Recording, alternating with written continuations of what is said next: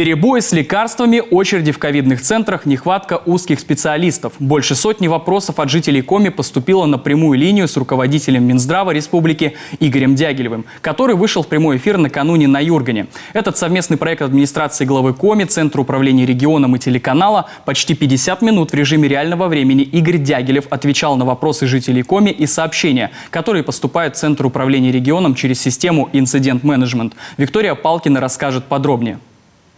Долгое ожидание результатов ПЦР-тестирования, очереди в поликлиниках, перегруженные линии колл-центров. Половина вопросов от жителей Коми связана с коронавирусной инфекцией. По словам Игоря Дягилева, волна заболеваемости пошла на спад. С 6 марта начнут освобождать поликлиники и больницы, где сегодня находятся ковидные центры. А к 5 действующим ПЦР-лабораториям скоро добавят дополнительные площади. В списке есть и Печора. Мы себе ставим такие сроки и планы, чтобы в 2022 году уже конце это запустить. Это дело непростое. Там самое длительное, самое дорогостоящее мероприятие, помимо оборудования, это ремонт системы вентиляции. Это важно, чтобы эта лаборатория была защищенная. Поэтому помещение есть, ждем согласований. Финансирование правительства республики, глава республики на открытие лаборатории одобрено. Следующая тема – перебои с лекарствами. Сегодня поступают жалобы от пациентов с коронавирусом, онкобольных, диабетиков. Министерство разработало упрощенную схему закупки препаратов. Ее должны согласовать все надзорные органы. После государственные аптеки региона смогут взять на себя и покупку, и доставку лекарств. Пока же все процедуры проходят через Минздрав республики. А вот дети с диабетом смогут получить уже скоро бесплатные системы мониторинга глюкозы. Глава правительства услышали. Мы сформировали заявку, потребность, посмотрели, сколько у нас таких детишек по республике. И, соответственно, с этой инициативой вышли в правительство. Сумма 23 миллиона была выделена.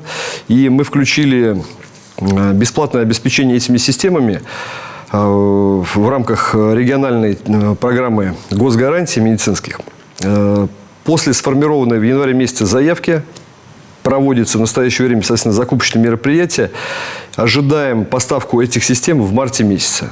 Не обошлось в эфире и без жалоб пациентов Эжинской больницы на организацию питания. В начале февраля здесь и вовсе произошел сбой с доставкой питания. Работники фирмы-подрядчика массово вышли на больничные. Время 10:15.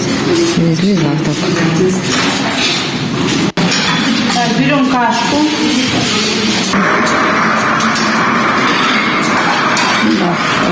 Время 10:40. Получили кашу. Проблему решили. По временной схеме питание для Эжинской больницы поставляют с пищеблока Коми республиканской лечебницы.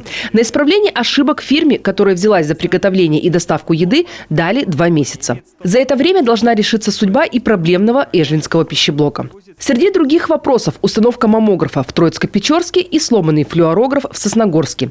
Решить все проблемы с оборудованием поможет программа модернизации первичного звена. Программа эта работает на 5 лет рассчитана, с 21 по 25 год. И действительно огромное количество оборудования, техники мы получаем в рамках этой нужной программы.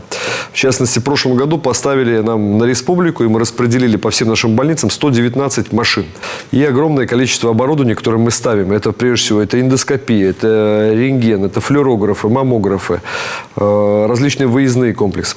В рамках той же программы продолжит и обновление автопарка. Закупят еще 250 специализированных машин. Назвал руководитель ведомства и сроки строительства поликлиники в лесозаводе. Земельный участок уже выбран. Сдать объект планируют в 2024 году.